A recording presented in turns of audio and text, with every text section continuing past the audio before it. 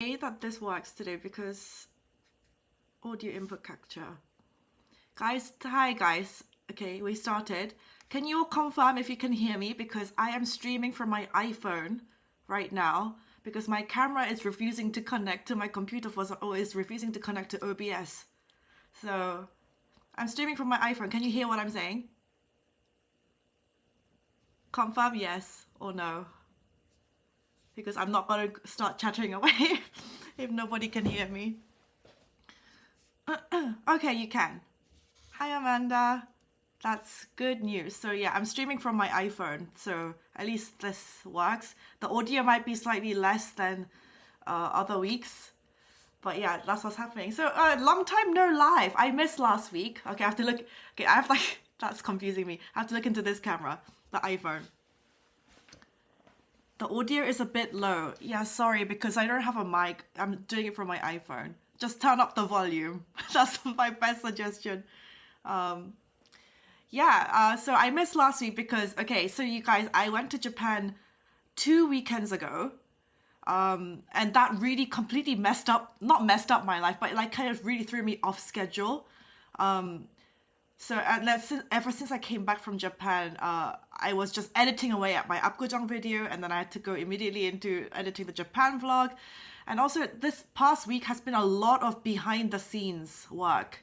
It was a lot of Zoom meetings, Google meetings with like companies, brands.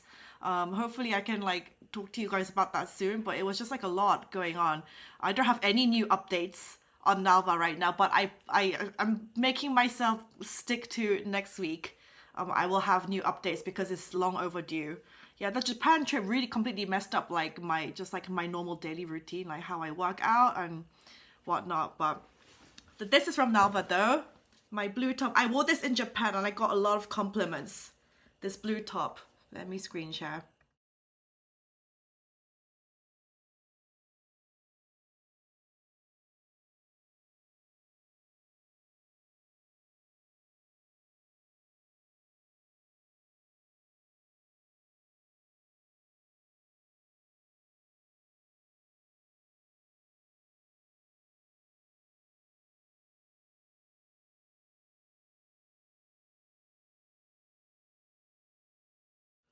Wait. I'm seeing no audio.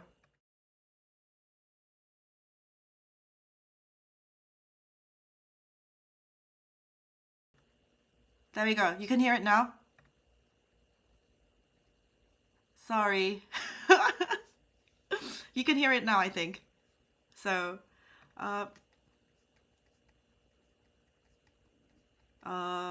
okay, now we can. Okay, fabulous.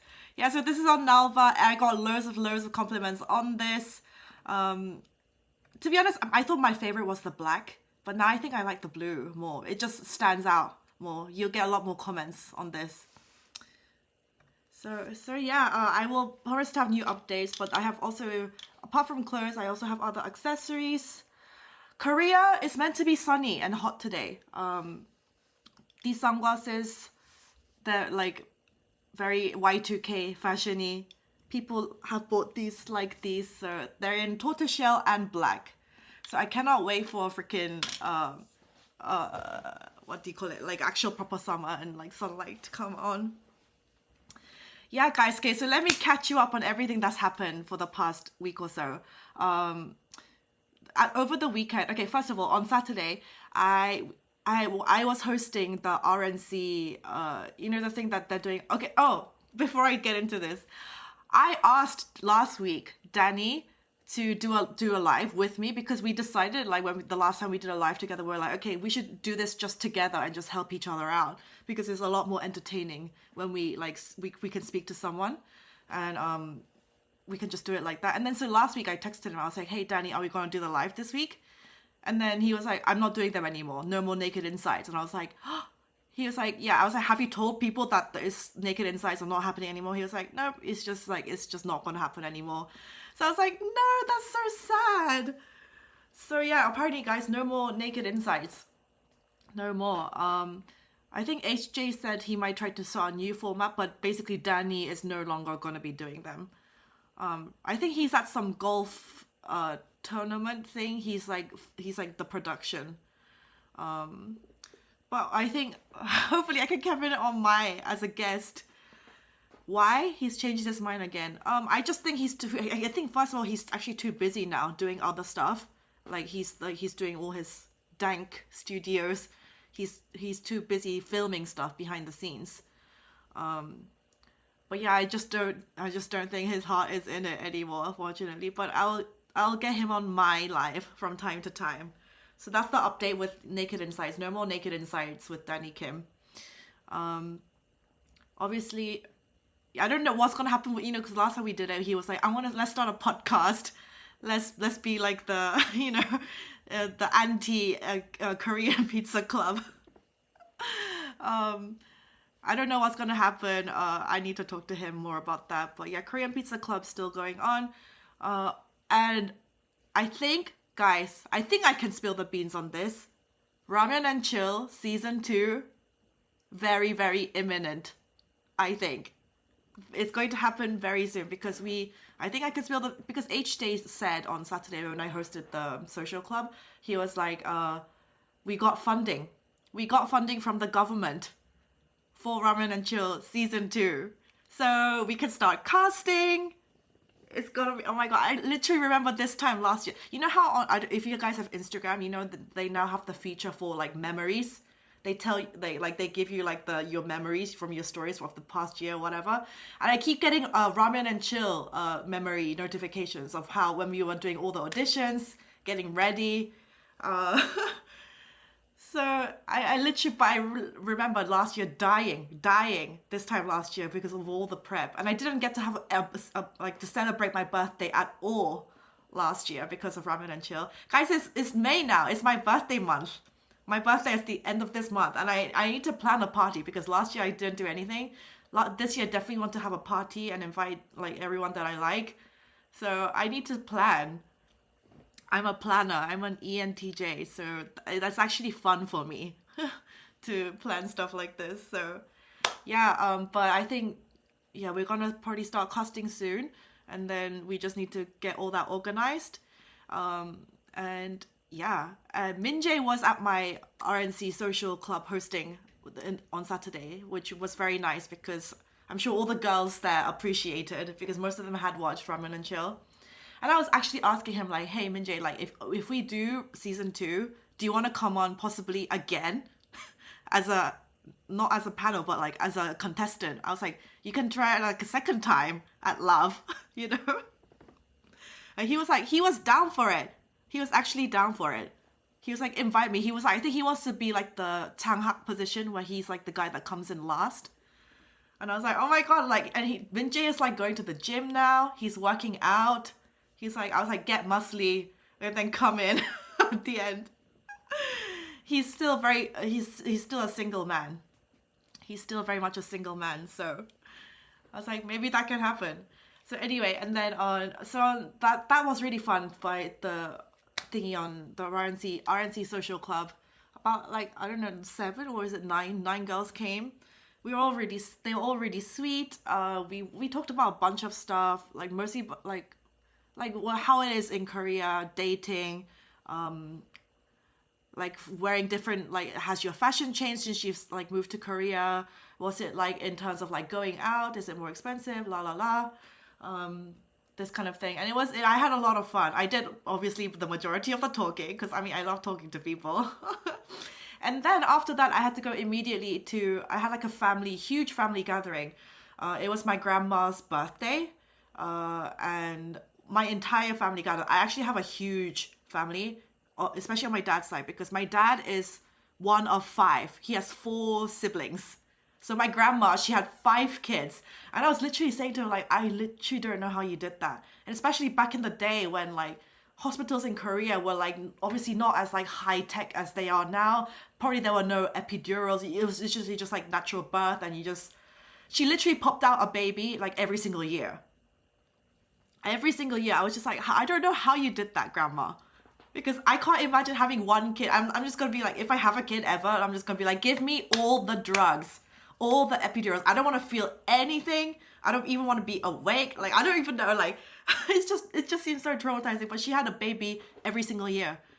And it's like, as soon as she gave birth, she's like, she didn't even have time to recover. It's just like you go back and then you just like do the boom boom, and then you have another, you get pregnant again. So I have a huge family, and it's always been like that since my childhood, and that's the thing I really like about it. Actually, I like having a big family. I have so many cousins, and now all my cousins are like have been married or like are getting married, and I have nieces and nephews, and so the family keeps getting bigger and bigger. And it's just a fun party every single time.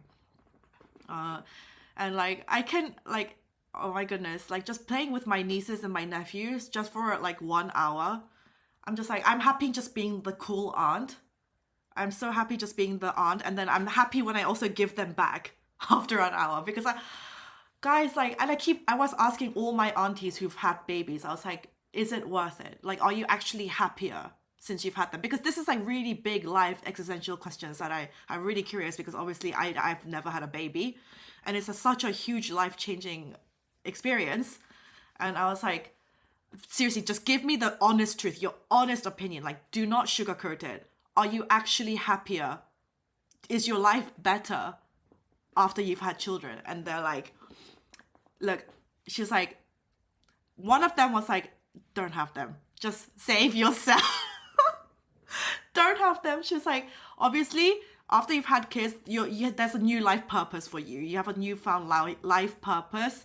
And it's just compared to someone who's never had kids, you'll never understand this like maternal love that you have for your own kid. So you have newfound happiness that comes from that, but also a lot of newfound misery. She's like, I'm not gonna sugarcoat it. You're gonna have to give up on sleep for the next like 18 years. And she was like, look, she's like, there is no right or wrong answer if you want to have kids or you don't want to have kids. It's like completely everyone's up to your choice. But she was like, if I could go back in time, I would just live with my husband and not have kids. Just have the double income, no kids life. And I was like, that's very telling. Let me just wait until you have to change the diapers. It's not even just the diapers. It's just like when they're crying and they're so high energy, and then you're looking after one, and then the other one in like 10 seconds is like knocked over something or like fallen over and started crying, and it's just like, oh my god.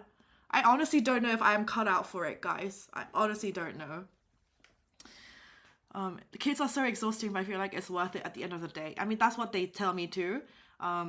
And I also have like another friend who's the exact same age as me, and she had a kid already. She got married young, and she's already had a kid. And I was like, how is it going? She's like, yeah, like one, I'm fine, I'm happy with my one. I would never in a million years have a second one.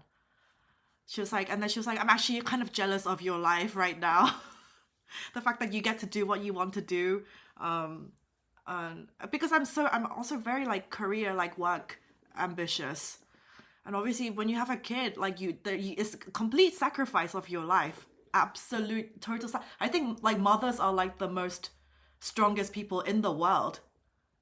You literally are giving up your life to look after this tiny being. That they are the super like, and a man has never pushed out a baby out of his vagina or his butthole. Like, women are the stronger sex. I truly believe this. And my grandma had five. I literally don't understand how. I honestly don't know if I'm cut out for it. I honestly, I'm not, I don't. I feel maternal love instinct with my dog. I can look after like a dog. Like, they're basically become babies if you have like a big one, like a retriever. But I'm just too scared of the thought of like messing it up, like ruining its life. It's the ultimate sacrifice, and it just honestly gave me so much to think about. So yeah, I'm happy being the cool aunt, playing with them, like buying them snacks, and then giving them back at the end of the day. That's honestly, I'm happy with that. And I think humans are not meant to be lone creatures. You're not meant to like live alone, die alone. I think everyone wants a partner. Like, that's 100%. I believe everyone should try and live with a partner. But I kind of just want, like, me and my husband to like live like we're comfortable, have a good fun life. We go traveling, we live the good life without all the stress of this. I don't know. I'm happy with having dogs. I've been seeing more women in my life want to have kids when they're in their mid to late 30s, when they're a lot more established in their career. Yeah, when you have a lot more disposable income, first of all, to like buy a house together. And in Korea, raising a kid is so expensive because all the after, like the academies, all the after school, like hagwons that you have to send them to. Raising a kid in Korea, like the education, not just like sending them to school and that's it, but like Korea is like school plus then you have to pay for all these bazillion other activities. If you want them to go to a good university, which is very important in Korea. Yeah, it's a lot to think about. And then one of my cousins, she's been married for 6 years. She's not she doesn't have a baby. She has no intention of having a baby. But then every time we have a family gathering, all my aunties and uncles are like, when are you going to get pregnant? It's been 6 years now. Like, why haven't you gotten pregnant? Like, why aren't you having a baby? And she literally has to explain to them every time, like, I just don't want to have a baby. But then it's like every time they pressure her. And I feel really bad for her. But obviously my uncles and my aunties, like, they're from like a different generation. They're just like, come on, you need to have a baby. You need to like, la la. And then she's just like, ugh. I can just see her face every time she gets really annoyed. And I try to defend her and stuff. I'm just like leave her alone, please. Like, she doesn't want to have them. It's like, it's fine. She just wants to live a life with her husband. That's fine. Just stop telling her to do this stuff. And also, one of my aunties, she was asking me like, do you know if your dad is, because if you guys don't know, my mom passed away in 2019 from cancer, so it's now coming into the 4th year since she's passed. And one of my aunties was like, does your dad, does he like is he seeing anyone, basically? Is he like, does he have any girlfriends? And I was like, I haven't asked him actually. And then she's like, how would you feel if he had a girlfriend? And I was like, to be honest, like, I want him to be happy. I just want my dad to be happy, and like, I don't want him to be like lonely or alone until he dies. And so like, I would be fine if he has a girlfriend. I just want him to find someone that will make him happy, right? And then she was like, my auntie was like, how do you think your brother would feel? My younger brother, he's 2 years younger than me. And I was like, to be honest, I don't know about my younger brother. He's like less mature, I guess. Well, because he's younger. I get a feeling he might not be so happy. And he was more like at home. He was more at home with my dad and my mom in Korea. He grew up, well, whereas I grew up like kind of separated away from them in boarding school. And so he was there for all of the entire marriage and everything. So I was like, I don't know how my brother would feel. And then actually my brother couldn't come this weekend. He was supposed to come. He was gonna come, and then suddenly one of his best friends, his dad, passed away. So he had to attend the funeral. He had to be there for his friend, because all of my brother's friends came to our mom's funeral, actually. So actually, guys, if I explain, Korean funerals are different in the way that as soon as the person passes, immediately for 3 days, we have like the wake at the funeral. So all your friends and family have like at that time between those 3 days to come and like pay their respects. And then on the 3rd day, you like, the person either gets sent off to get buried or cremated. And so we had to greet guests for 3 days. And I was like, okay, this is like, but I think this might be interesting because it's a completely different culture for those of you who are not in Korea. That was like my first time at experiencing a Korean funeral. And it was the most bizarre thing I've ever been through. The most strangest, most like out of body experience for 3 days. So I was actually in the UK. I've never talked about this on my YouTube actually, but so here you go. This is a story time. I've never talked about this. So I was still a student in the UK, right? And then I got the call, because my mom had been sick with cancer for like 2 years. She had operations, she had chemo, and then she got better, and then it got worse again. And then she was like, when it got worse the second time, she was like, I can't go through with the chemo. I cannot go through with the chemo. So she tried to like heal herself with like kind of natural, holistic. She just refused to have any of the poison. And then so she got sicker and sicker, and then eventually she passed. And so my dad called me. He was like, you need to come back to Korea right now. And I was like, oh. And she was like, yeah, your mom passed away last night. I was like, okay. So I literally went to the airport. I was like crying. And then I was like organizing like who's going to come and pick me up at the airport. It was such a bizarre, like, for the whole flight, I don't think I slept a wink. And then I landed, and then one of my cousins, he came and picked me up. And like for the whole ride to the hospital, like none of us spoke. I was just like sat there, like, this is happening right now. And then so I got to the hospital, and then all my entire family's there. And my aunties, as soon as, because they're so dramatic, they're so passionate, and like if you watch K dramas, you know, Koreans are so emotional. We have so much like love and passion. Like as soon as I walked in through the doors, and then I see like it's like a flower wreath, and then I see like my mom's picture in the middle, and I just lost it. And then my aunties, they come, and then they're all losing it with me. We're all crying, and they're all like howling, and it's like making me more emotional. And then I had to get dressed in like, because I'm the immediate family. And then obviously I see my brother there, and he's like, like we're just like clutching each other. And then I had to get changed into this like black outfit if you're the immediate family. And then every time like new guests come in, and then they come and like, you know, they pay their respects, and then we have to like bow to everyone. I literally had no sleep for 3 days. So eventually on the third day, I had like a full-on panic attack because I had no sleep. I was just running on black coffee. So my body was exhausted. And then on the third day, I started feeling like I couldn't breathe. Like, I was like, Dad, and then it got to the point, because I've had panic attacks before, so I know what it is. I'm not having a heart attack. And then I was like, Dad, I can't breathe. I actually can't breathe. I was like, you need to call me an ambulance. He was like, oh my God, are you okay? And then this is the time when my panic attacks were quite severe, that I actually had some like pills that like my UK GP gave me for in times like this. And that just like calms your breathing down, and it slows your heart rate, like beta blockers, basically. So I took one. It was the most strangest experience. Like I barely ate. That's when this was before, around that time, this was before I became all like the fitness person I am now. I lost so much weight in those 3 days because I was barely eating. I don't know why I'm saying this is like really dark. This is not what I was intentionally to talk about.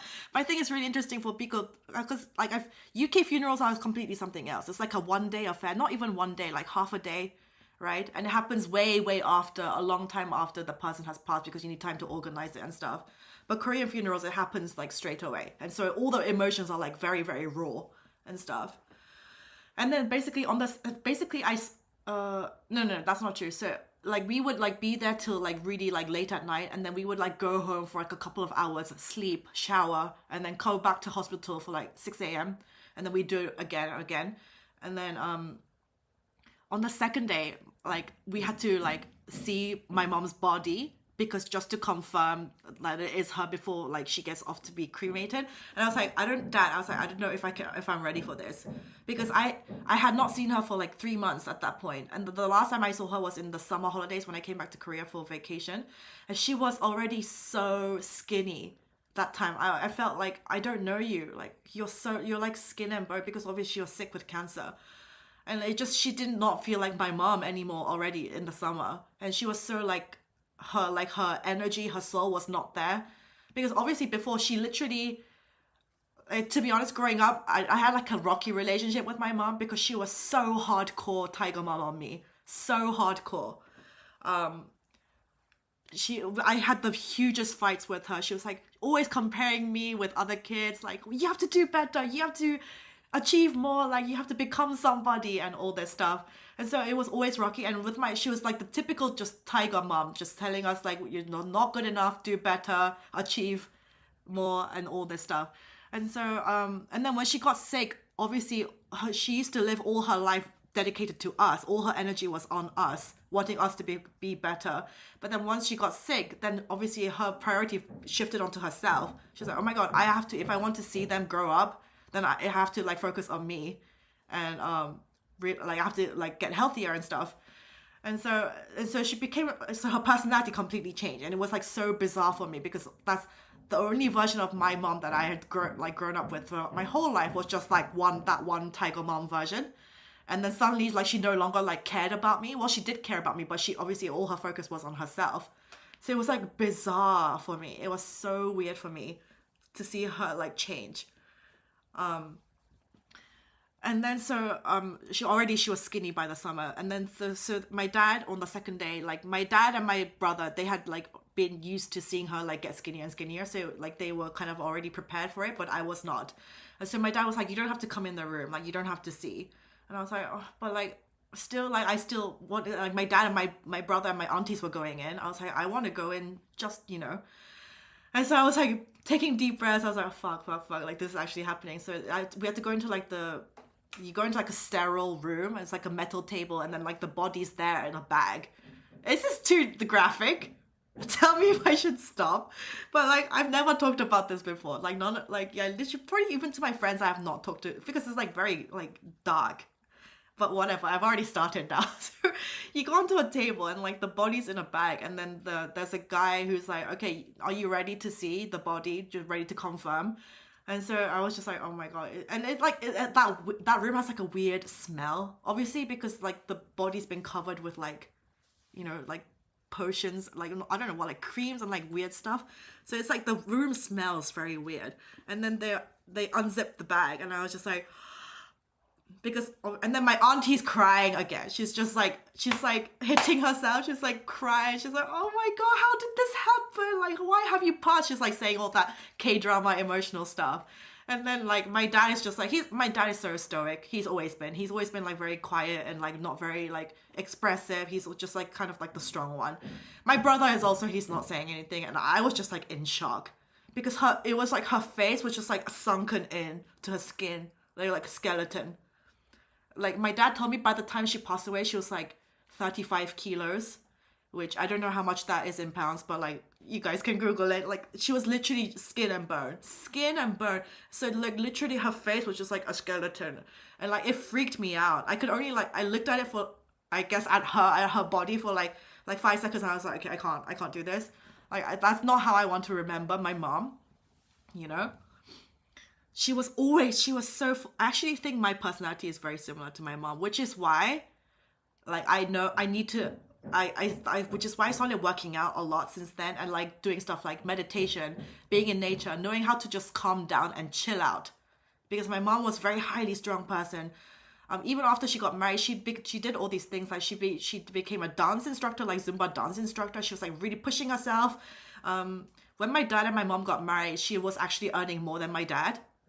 And so for the first 6 years of my life, actually, my grandma raised me and my brother. And then my mom was like, okay, I should really give up my job and like actually look after my kids, because I can't do this forever. And so my mom was a very strong, career-driven woman. She was earning more than my dad. Yeah, she was a boss bitch, basically. But then because she was so highly strung and she was so passionate in everything that, she was the one that convinced my dad that she had to take me and my brother to the UK. Because she was like, you know, Korea, competitive society, I want them to learn English because it's going to be such a huge benefit for them later on. I am taking them to the UK. And this is when I was 7 and my brother was 5. And like, my dad was obviously so against this idea. He was so, because obviously for him, he had to stay in Korea and work, and like he had to be separated from us for like a year, 2 years. And the original plan was just to go for 1 year and like make us attend normal school in the UK and then go back after 1 year. It turned out to be 2. So my dad was alone for 2 years. And obviously he came and visited from time to time. And like we kept in touch with him by phone. But for my dad, it was such a hard time. It's like the time when we were like at our cutest, you know, we're our most lovable at 7 and 5. And we missed our dad so much. And like I remember crying at the airport. My grandma was so against it. She was like, why are you taking them away from their father? But my mom was determined. She was like one of those women. She was like, no, this is going to be a huge, it's going to be hard. Yes, it is going to be hard for our family, but it's going to be such a huge benefit for them to have this experience and learn English. And like, I mean, turns out, yeah, it was. Like my brother, he got his job recently. A lot of his fellow friends who have graduated university with like with good degrees, they're like struggling to find jobs right now, struggling to get hired. And my brother has gotten hired, I think, because he's fluent in English too. And like the fact that I'm doing this YouTube and I've gotten to this level is because I think first is also like the fact that she took us to the UK. I stand out a bit, I feel like, because of my British English, the fact that I'm Korean but I speak like this. I do feel very privileged that she made us do that. And I got to have this, like, I didn't just grow up in Korea, and I got to have this worldwide experience, and I have loads of friends from around the world, and I'm like a very like nomadic kind of person. She did a lot for me. She sacrificed so much. Our family sacrificed so much. for me and my brother to grow up, to have the lifestyle that we did and to like study like how we did. But obviously, yeah, my dad, he was so depressed. He understood, like, and when my mom is determined, like, nothing is gonna stop her. Nothing is gonna stop her. She's like, I'm gonna take the kids and like we'll be back. You just wait for us. You just have to believe that this is the right decision. But then my dad would tell me stories later, like down the line, like sometimes at the weekends when he's not working, he would just like lay in bed, and then he would like hear like sounds of children playing outside, and he'd be like, I kind of want to jump off this balcony. He actually told us this. He told my mom this. He said there'll be times on the weekend where I was just so up, like he's like, what am I doing with my life? So yeah, and then our plan was to go back to Korea after, and then me and my brother, we picked up English like within the first month, because when you're a baby, you know you pick up information like a sponge. I would say I became fluent in like within like a month of being around other kids speaking English. So and then I got accepted into boarding school, and then obviously that was another huge fight that they had. She was like, because it was like this is when I was playing violin, and then all the kids there, it was like a specialized music school. It was like posh, and I got accepted, and like with like a full scholarship. So at least they didn't have to worry about fees and stuff. And my mom was like, okay, this is meant to be. If she got accepted with like this full scholarship, like this is the universe saying that she has to go, because not many people get opportunities like this. And my dad was like, she's 10 years old. Like she's going to be in a boarding school in another country. She's going to be growing up away from us. And my grandma was obviously, again, super against this. And my mom was like, no, this is like, she has to go. She has to go. So basically, I've been flying. I started attending boarding school from the age of 10. And then I graduated at 18. And then I would go back to Korea in the big holidays. You have half terms, which is like a 1 week holiday during term time. And then you have like the big term holidays like Christmas, Easter, and summer. And that's when I would go back. And literally, so I've been flying by myself as a kid, going back and forth between airports since I was like 10 years old. But then my mom and my younger brother, went back to Korea.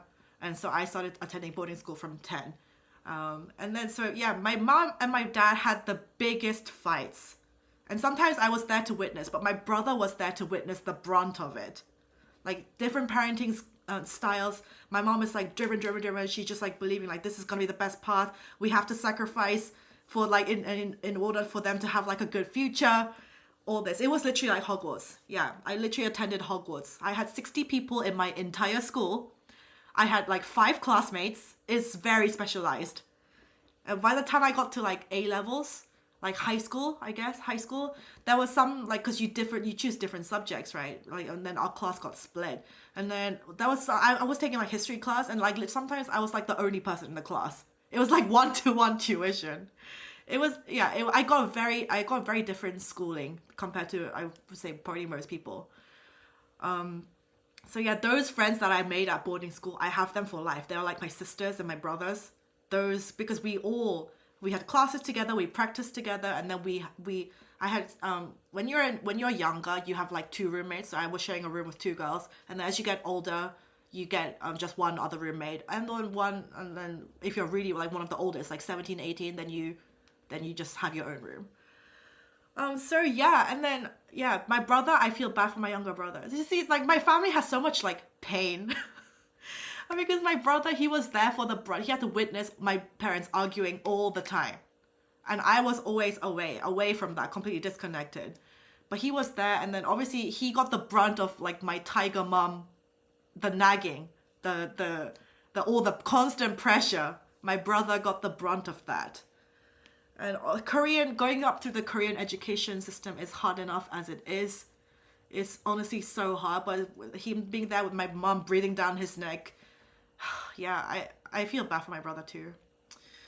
So it's just a lot of like Korean families. There's a lot of like like there's this concept called Han. A lot of just like there's like pain and like ultimate sacrifice. And actually, okay, and then if I give you my more family stories. So I never met my dad's dad because he passed away when my dad was at just started going into high school, when he turned like 16, 17. So like I said, my dad is one of 5. He's the middle. So I have 2 aunties. The they were the first two born. And then my dad is the middle one. He was the first boy. And then there's like another girl. And then there's like my youngest uncle. He's the last one. One of five. So my dad is in the middle. But you know, Korean like traditional society, if you're like the first born boy, he's the most considered the most important. So my first two aunties, they didn't go to university because like we literally couldn't afford it. My grandma, actually our family was actually we didn't live in Seoul, but we lived like in the like 2 hours drive away from Seoul. It's a town called Cheongju, and apparently our family was like one of the houses in the village, I guess, that was like quite well off.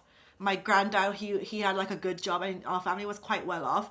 But then my granddad passed away when my dad was 16. He was just going into high school, and then he passed away from like high blood pressure. He literally just collapsed one day, and he started like, you know, seizing, like foaming at the mouth, and then he had to be sent off to hospital. And then from then on, my dad became like the man of the family. And I was like, oh my God, that must have been so devastating. You know, 5 kids. And I feel so bad for my grandma.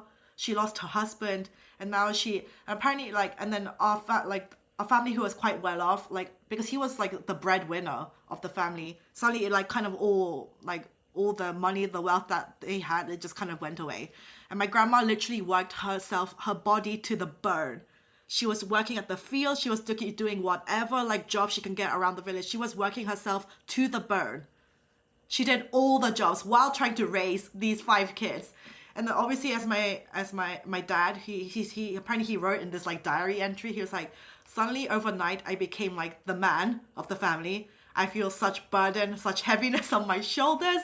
Now it's like my job to like look after my entire family. I was just like, this was like honestly like, I was like, saying to my grandma, she's like getting very weak. She has a lot of health problems now. So that's why this was like the gathering over the weekend. It was really important that we were all there, because I don't know how many more that we'll have. She's getting very like sick and poorly. So she literally worked herself to the bone. No sleep, no, like she was just like, I have kids to feed, 5. But apparently back then, that's when the reason why so many Koreans had so many kids was so their kids would like help out with the jobs on the fields. And obviously when you have the eldest, then like you have more, then the eldest will like look after the younger ones, and it's like a cycle. Apparently that's like the norm back in the day. People had just loads of kids just to like try and help out with the work. I have a friend staying with me actually for this week. She's staying at my house. She's gone out for a bit, but she was like, my dad also, he's one of 5.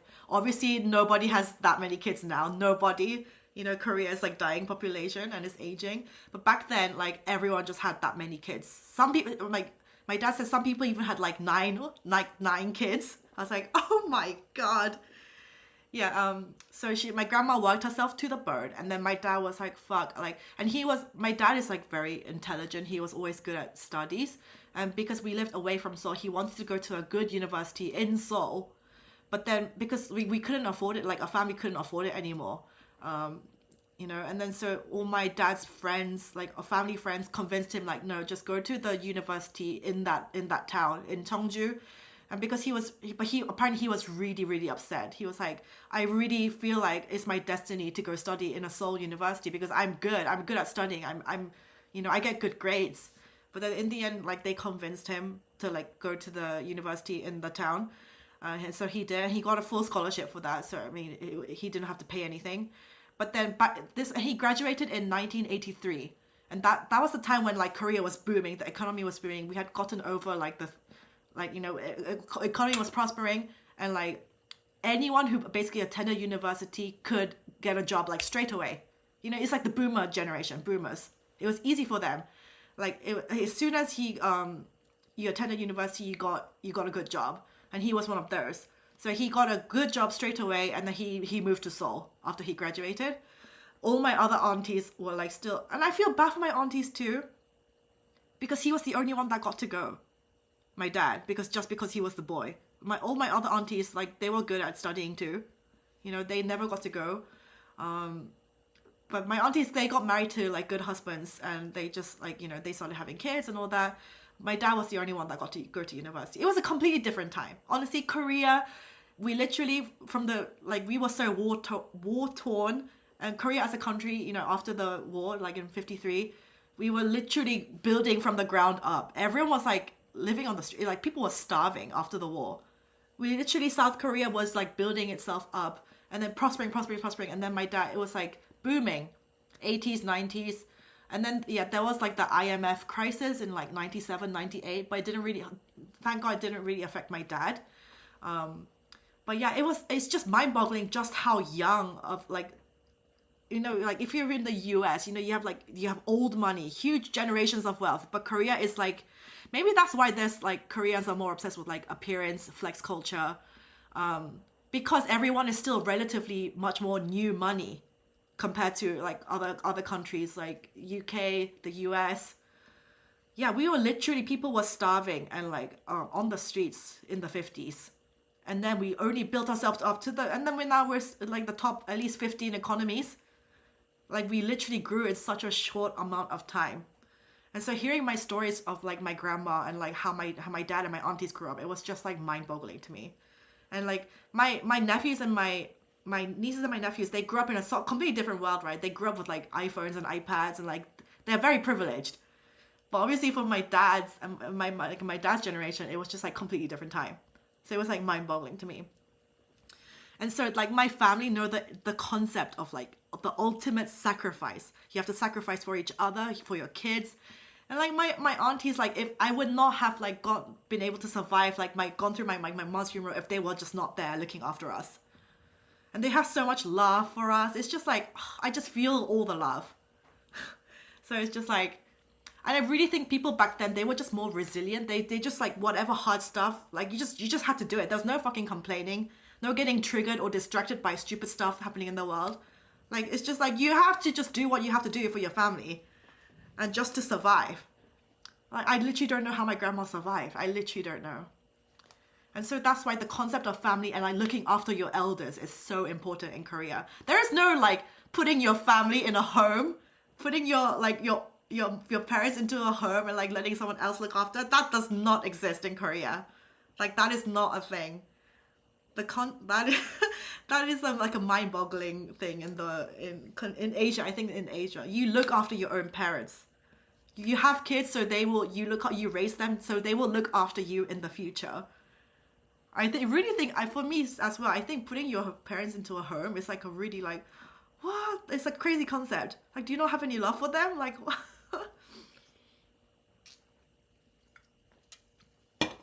But anyway, yeah, so in Asia and in Korea and the concept of family bond is so important. And like, I know that my family, like my dad has sacrificed so much for me, so much, and for my brother, which is why we have this, not pressure, but it's just like a need. It's like we actually feel the need to like give back as much to my dad as possible. So yeah, I want to take him on nice holidays. Like, he doesn't really care for like material things so much, but like for that, I think quality time and just like, I mean, my dad is like proud of, he tells us like, I'm very proud of you guys for the people that you became. And I was just like, it's just a sad that, because I started doing YouTube, my mom had only known me from like my student days, and she passed away before I started doing YouTube, and before she started seeing all of this, and she has never she's never seen me like a proper, I don't think she's seen a boyfriend of mine ever. And so I was just like, when she passed away, I was like, oh, she's never gonna get to see me like walk down the aisle, getting married, possibly having a kid. She's never gonna get to see that. So, oh, what's happened? It like switched off for a second. Okay. So it's never gonna get to see that, but at least for my dad, I just wanted to be happy. And I went on like the massivest tangent. I was talking about my dad's girlfriend. Yeah, I was talking about my dad's girlfriend. So I was telling him in the car on the way up as we were driving back up to Seoul, I was like, I want you to just be happy, you know? I don't want you to be alone. I was like, do you have an intention of like seeing someone, have like going on dates and stuff? And he was like, genuinely for the time right now, like I have no desire to see anyone. And I was like, okay. I basically was letting him know that I find it okay if he does. I don't want him to feel like maybe I can't see anyone because I would feel bad for the kids or whatever. But I was just basically letting him know, like, I'll be fine with it. I just want you to be happy. But yeah, I mean, I don't know if I want him to get remarried. I don't think that's necessary. Like, he doesn't need to get remarried, but I think it's fine for him to have a partner. I don't want some bitch coming in and being like, I'm taking your dad's money. Like, no, no, you can fuck off. But like, I want him to have a partner that will make him happy, and they can like have meals together and just like spend time together. I think that's what I want for him. Yeah, so I was actually going to go there and like film another video with my brother, because like the last time I filmed a video that got like decent views, and like people appreciated our conversation and stuff. Yeah, fuck off to the gold diggers, go away. I will be the judge of you. But because my brother, oh, okay, that was the thing that I was going to mention. My brother attended his friend's funeral. So his friend's dad had passed away. So my brother was like, okay, he was there for me at my funeral. I'm just going to do. I appreciate that this is a family reunion, but I have to go to attend my friend's funeral. I have to be there for him. And like, I remember at the funeral, like my brother was always saying to me, like, I have like no friends. This is when he was like in high school. He was like, I have like no friends. I have no friends. That he would always say this to me. So I genuinely thought it was true. I was like, why do you not have any friends? And then at the funeral, like he called all his friends. There was like 13 of them. And I was like, you have more friends than me? You genuinely have more friends than me? Like, what the heck? And like, they all came, and they were such a huge comfort. They all came and like, they were like there for him, and they were all like, I know it was like middle of like the 3-day thing. They were all like super like tall, good looking friends. And I was like, what the heck? Are all your friends like models or something? He was like, yeah, I don't know why. All my friends are like this. And I was like, it was really sweet of them to come and do this, you know? Yeah, honestly, Korean funeral, unless you've been through it, it's like the most bizarre experience. Yeah. And then obviously my family, my aunties and my cousins came one by one. They either came on the second day, and then they would obviously all, as soon as you see like the picture there with like the flowers thing, you just break out. You just lose it. And like, you have to like do the bow thing. It's just like, yeah, every time a new family member would come in and they would like break down, I would break down again. So it was 3 days of like barely any food, just running on black coffee, barely sleep. I think I lost like 4 kilos in like 3 days. Just like automatically without trying. And then from then on, and then I was like, okay, I really, just to like, for my mental health, I'm going to start working out and just like doing this positive thing for myself. For my mental health, that's why I started out becoming such a gym person. And now I do it because it's become a habit, and it's become like my daily routine. And also it saves me. Working out just literally, I feel like it saves me. Because like, you know, the whole point of like meditation is like when your mind is racing, that's like the thing with panic attacks. Your mind is just racing. All these negative thoughts keep happening in your head. It's like, oh my God. And then you get very panicky, and then you start having thoughts like, I'm going to die. I'm going to like drop dead right this second. That's what a panic attack feels like. And for me, panic attacks were very physical. So physical. The first time I happened. Have I talked about this on my YouTube channel? Shall I tell you about my first ever panic attack? I was in the UK, and I was really stressed out at this time. And this was when my mom was going through chemo, and I just found out that she was getting sick and all this stuff. And so I was really stressed out for 4 days. And I was going through like my uni stuff. I was just feeling like I'm just not good enough. And like I was like a lot more like overweight than I am right now at this point. And so I was just like very unhappy with my life in general, like with how I was feeling, my mental health. I was just like, I'm just not good enough. I don't feel like I'm like, I also felt like my personality was not good enough. I'm just like, why am I not like this girl? Why can't I just be like, why am I so like reserved and like introvert, and like, why can't I make friends easier? I was just having all these like self-hate thoughts. And then my mom was sick, and I was like, oh my God, like I'm not there for her. I can't be there right now. All this stuff. And so I was so stressed out. And I was getting into the London Underground. London Underground, it goes really deep underground. It's like one of the oldest subway systems in the world. It was really underground. And I remember I started feeling like my left arm, started feeling really tingly. And I was like, what the hell? Like, I started to feel weird. And I was like, what the hell is happening? So I was like trying to like shake it off.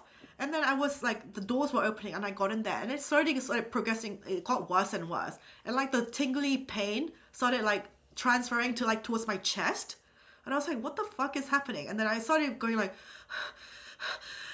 and it's like, okay, it's literally started hyperventilating, and I like broke out into like cold sweats. I was like, and then like the thoughts start coming in. And this was like the first time I've ever had a panic attack. I had no idea what the experience was like. To be honest, when before that happened to me, I used to kind of look down. I didn't like used to like believe fully when people were saying like I had panic attacks. I felt really bad. I was just like, oh, boo-hoo, like everyone feels bad and everyone has bad days. I genuinely didn't believe what a panic attack, like what a attack would be like until I experienced one for myself. And it was awful, you guys. I would never judge a person when they say they have panic attacks and they have anxiety, because it was so severe for me. So like the pain started transferring to my chest, and then I got extreme, like I felt like my heart was seizing. I genuinely thought I was having a heart attack. I 100% believed I was gonna drop dead right there. Genuinely thought that my heart, I could feel it going, and then I was like this, and then I was like breaking out into a cold sweat. And then obviously like the mental aspect of it is like, you are going to die right now in front of everybody. That's what my head was telling me. You are going to die right now. And so like it was like in the middle of winter, so I had like scarves on and like a thick coat on, and I was like trying to take it off, and like I managed to get a seat. But then because I was like going like this, and like I remember looking at the guy in front of me. He was like looking at me like, what the hell is wrong with this girl? But I was just like, oh my god, I need to get out of here. I need to get fucking out of here. And so I was like, okay, just try to calm myself down. Like as long as you get out into the fresh air, and you like breathe in some fresh air, you're gonna be fine. Just try to calm down. But it got worse and worse. Do you know how bad it got? Like, because I was hyperventilating so much, my fingers curled up like this. And I was like looking at my fingers like freaking out, because apparently it happens when your fingers don't get enough oxygen. And so they curled up, and I was like, what the fuck is happening to my body? I was like trying to straighten them out. I was literally going like this. They were all like tingly and getting cramped, and then they were curling up, and they were literally curled up like this. And I was like in this tense, my whole body was tense. And I was like, oh my god, like I'm actually dying. I'm like, something's fucking happening to me. I'm actually dying. And so I was like, as long as you get outside get out of the tube, go outside of the station, you're gonna be fine. So that's what I was like trying to convince myself. I got outside, like it is such a fucking long way up. I was just like, this is so like, I'm not gonna make it. And so I got out, and then I was like literally undoing my bra because it's restricting. I was like undoing my bra, and I was like, breathe, just breathe. And it got worse and worse. And like the pain, like my whole body started tingling. My legs were shaking. My whole body was shaking because it was like in a state of shock. It was literally an attack on all my senses on my body. I could barely see. Like I was like, my vision was going funny. I've never had anything so physical, so severe. So believe people when they say they have anxiety and they have panic attacks, because it was so bad for me. And so I had a boyfriend at the time. I called him and I was like, I'm having a heart attack in the middle of the street. I am dying. And he was like, where are you? And he was like, where are you? And he was coming to get me. But then I was like, I called an ambulance after that, because I was really convinced I was going to die.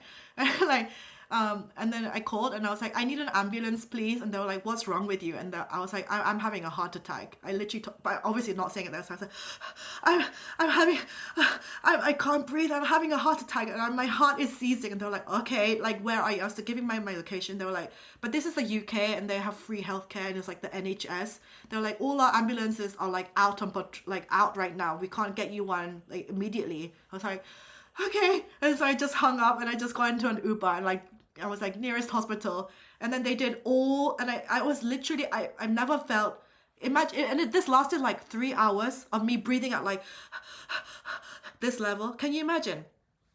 It's like how it feels. It's like, you know, when you're like going down the stairs and you miss a step and your heart goes woof like this. It's like that feeling for 3 hours. You're in that panic, like this state for 3 hours. When somebody goes boo and your heart goes, you're in that state for 3 hours with no break. That's what a panic attack feels like. It was so bad. In fact, sometimes when I'm talking about it now, I'm starting to get a bit like, ugh, like my energy is going a bit high. So I need to calm down. So that's why. And then at the hospital, one sec. And at the hospital, they did all the heart scans. They took my blood, everything. They were like, okay, it would have shown up if you had a heart attack or heart something. You didn't have a heart attack. It's just an extremely, extremely physical panic attack. And I was like, what? I genuinely didn't believe them at first. I was like, no, you must be reading something wrong, because that cannot just be a panic attack. I had something wrong with my heart. I was like, you don't believe me. My heart was going like this, and I felt all these things like tingly in my left arm. I was like, there was something wrong with my heart. I just genuinely didn't believe them. They're like, no, seriously, it would show up on the shot. It would show up on an EKG test, whatever. They were like, you did not have a heart attack. It was a very, very bad panic attack. And I was like, okay, how can I never have this ever again? Because that was the most terrifying thing I've ever experienced in my life. How can I never have this again? And they were like, first of all, you need to ECG test. Yeah, that's right. ECG test. First of all, you need to get good sleep. You need to cut out all caffeine, cut out all alcohol. You need to work out. You need to meditate. You need to learn how to calm yourself down. And I was like, but basically after that, because my panic attack happened in the train, in the subway, for the next 3 weeks, I could not get on any public transport because I freaked out again. I literally just stayed home. I could not leave the house because I was so scared that was going to happen. And obviously, it did happen again for the next few weeks on and off. And like, my friends were there to calm me down every time, and my boyfriend was there to calm me down. I literally, like the first time I went back on a bus, I had to hold my best friend's hand, and I was like, and she had to literally just be like, it's okay. You're not having a heart attack. You are not dying. This is just panic. You just need to not panic. I'm here. You're fine. And it took weeks of like readjusting. Obviously I went to my GP, and he did give me like pills for those emergency situations where I feel like I can't calm down, and that just like slows your heart rate. So from then on, that's when I started like working out like my life depended on it, because like I felt like it did depend on it, just for my mental health, physical health, everything. So yeah, and so panic attacks are severe, guys. And nowadays I don't get them like bad like that anymore. But at the funeral on the last day, I got it to that level again. But now I know every time that happens, I'm not having a heart attack. I'm not dying. I know that it's panic. I know it's anxiety. So I know how to control it and do it better.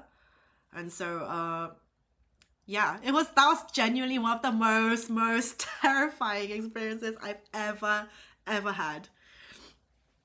So now I'm in a much better space.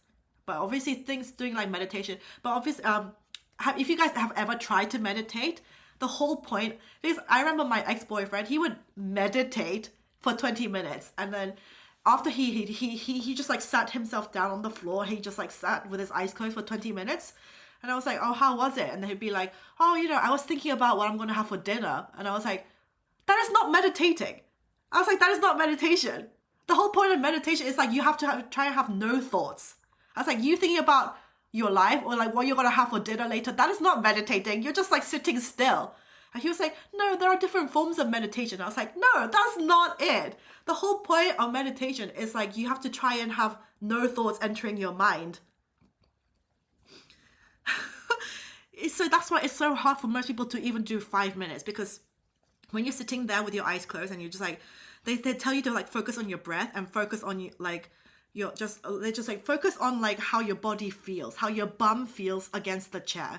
You just have to try to feel every part of your body. But obviously it's so hard, especially in the modern age that we live now. We live like connected to like, we're surrounded by so much content and distractions.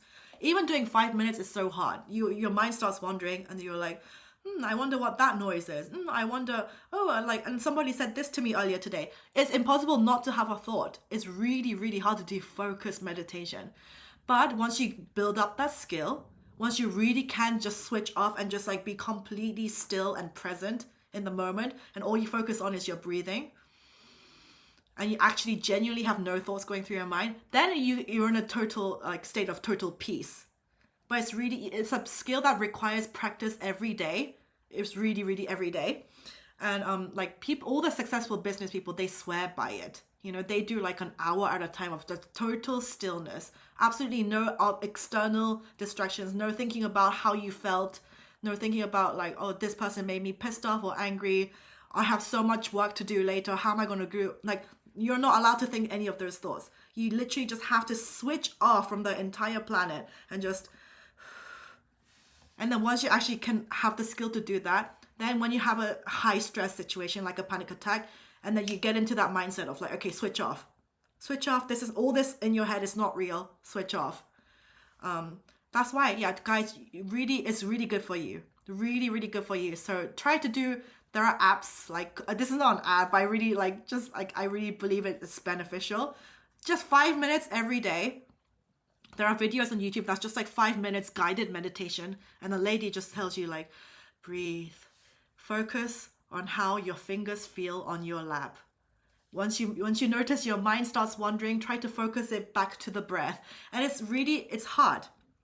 And especially with like the age of like TikTok, shorts, and you feel like you can't concentrate as better as before, really try meditating 5 minutes every day and you'll improve. Your quality of life will improve. You will get more calm. You will be able to deal with stress a lot better. Yeah, so I started meditating too. And then obviously when I'm at the gym, it's a form of meditation for me too, because when I'm doing weights and it's fucking hard, like when it's heavy, I'm like, oh my God, this is so hardcore. My mind just does not have the capacity to think about, oh, this person made me upset, or like, oh, I'm so stressed about this. When I'm in the middle of doing weights, all I can focus is on just like getting it done. So that for me is like a form of meditation because I have no other external thoughts that I can think about. So that's why working out saves me, because it's like a break, like a temporary break from all my outside stressors. So for that time while I'm at the gym, that's my only focus, and it just genuinely is like a joy to me just to be able to switch off. Just everyone else just fuck off. Like I'm gonna focus on this. That's why I work out. Plus it makes you look good. It makes you strong. Strongest than you, healthy. Yeah. So that's why I love working out. Going for runs too. But I feel like runs, you still have a chance to like think about stuff while you're running. For me, when I'm doing weights, because I'm always because when you do a squat with like a 80 kilo squat, all your focus is trying to stand up. Make sure you fucking stand up. So it's like you literally do not have time or the capacity to think about anything else. Wow, I just rambled a lot today for like an hour. Oh my gosh. Okay, this stream is gonna be long because I miss talking to you guys. Apart from all my personal stuff, but otherwise I'm in a good place. I like the family reunion. It did a lot for me. I just felt all their love, all my aunties' love. I gave love to my nieces and my nephews. My dad's very proud of us, me and my brother. And so, yeah, I was going to film I had like a whole like notes idea, a video content idea with my brother. It was going to be like the sibling tag, like who is the more competitive one? Who is more intelligent? Who is more good looking? I was going to make him do a video with me on this, but he couldn't come. So maybe I'll just like invite him over to my place. He hasn't actually been to my place yet since I moved out. He hasn't been to my place, so I'll invite him over. Right now, I have one of my best friends. She's staying with me this week until Thursday evening. So she's sleeping on the couch. So it's been nice. And then obviously, oh yeah, all my aunties were asking about my boyfriend because they watch all of my YouTube, every single YouTube video, you guys. Sometimes I wish they wouldn't watch. And obviously for my lives, like my auntie, she just keeps going. Yeah, sorry, I have a lot to say. My aunties, the reason why I keep putting Korean subtitles is for my aunties. Because it would save me, if I didn't have to do Korean subtitles, honestly, it would save me so much time during editing. So much time. But I literally just do it because they're like, they want to watch, they want to keep updated with my life. And sometimes they call me.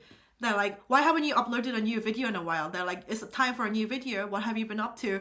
Literally, that's the only reason why I do it. I mean, not just because, I mean, I do have Korean viewers also, but like literally it's for my aunties. So they get to like understand, because if I just do it in English, they have no idea what I'm saying.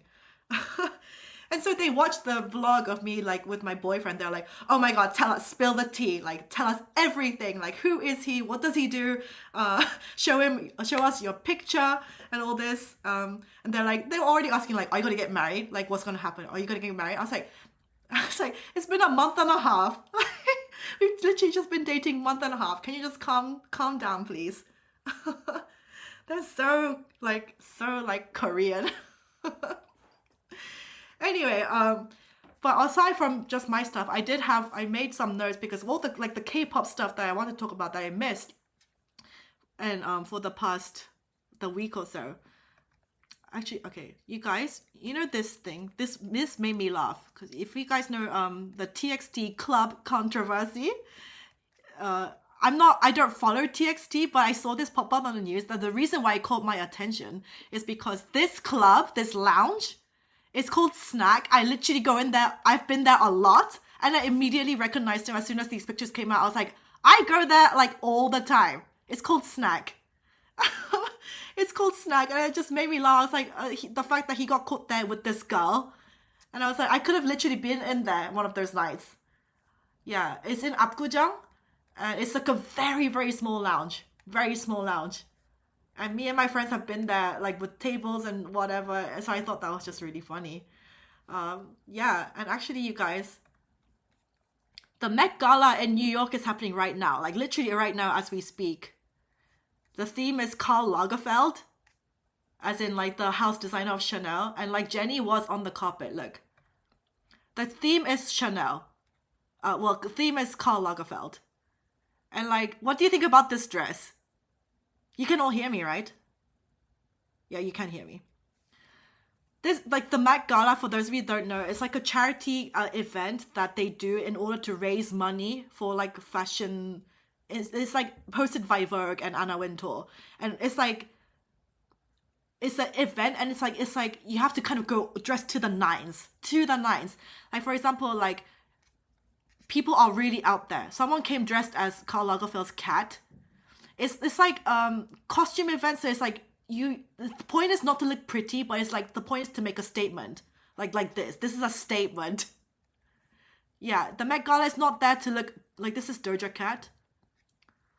Because it's like a costume institute, you really have to go to the nines. And this is Kendall Jenner. That outfit is a statement. She's literally half naked. and Jenny's, she looks stunning. She looks so dainty and pretty. But it's just like, I feel like they could have given her more, like, outstanding dressed. She looks so, so pretty. Yeah, but it's about making a statement. Like, this is Cardi B. And who was it? Dua Lipa. I really like Dua Lipa's dress. They should have given Jenny, like, a more va-va-voom dress. But whatever. This is happening right now. And I think probably Rosé, she's probably gonna be going. Yeah, everyone's dressed. I mean, the theme is Chanel, so it's gonna be slightly less out there than previous years. But yeah, that's happening in New York right now. And basically, Coachella, I thought Coachella slayed. Obviously, I'm not present in Coachella because that's happening all the way in the desert is it in California? Anyway, week 1 of Coachella, the outfits, I think I liked this. I definitely like week 1, this outfit better than the week 2 when she was wearing the blue one, the blue rose one. Can I find it? But anyway, you know what I'm talking about. I thought this slayed. I really like all this beading going on. And all of their dresses are just beautiful. But for the general group stage outfits, I think I like week 2, this one. I'm not sure if I like this pink one so much. So much. I know it's Mugler, but like, I like this black one. And like the individual one. Okay, yeah, this one. I prefer the white beaded one compared to this blue one that she has on right there. These ones I liked. All the individual ones, but they all had different outfits. These ones I super, super liked. This is all Mugler. And actually, you guys, like, wait, where's my OBS? OBS. H&M and Mugler are coming out with a line, and I am, because Mugler is like so expensive to try and buy. Normally, I'll never be able to, well, I don't want to spend that much money. So when it comes out, the H&M line, it's coming out in this month, I think. So I want to get myself on top of that. Have you ever been to Coachella? No, I've never been. And to be honest, like, I think I prefer like stadium concerts where it's a lot more civilized. I don't know if I can do all that camping out in the desert, in the hot sun with like no showers, no toilets. I mean, unless you have fuckloads of money and then you stay in one of those like VIP cabanas. Just staying out in the desert, I don't think that's much fun for me. Like festival vibe is just not my vibe. I just much prefer going to a concert, enjoying it, and then being able to like sleep at home.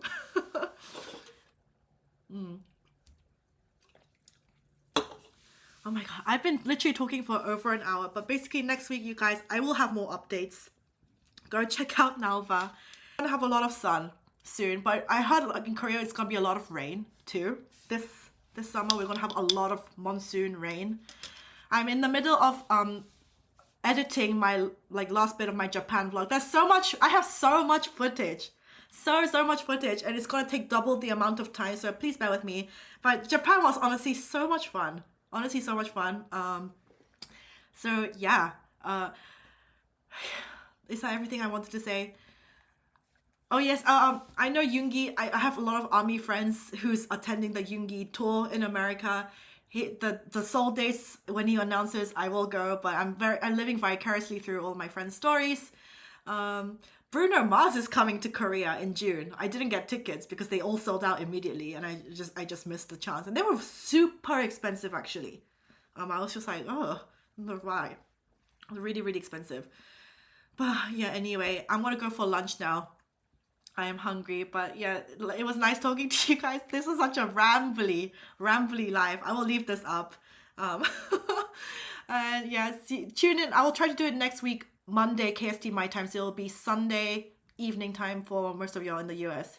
So back to normal scheduled programming, and yeah, have a good week, and see you in the next Japan vlog. Yeah, they'll be coming out this week. Bye guys, have a good week. Bye.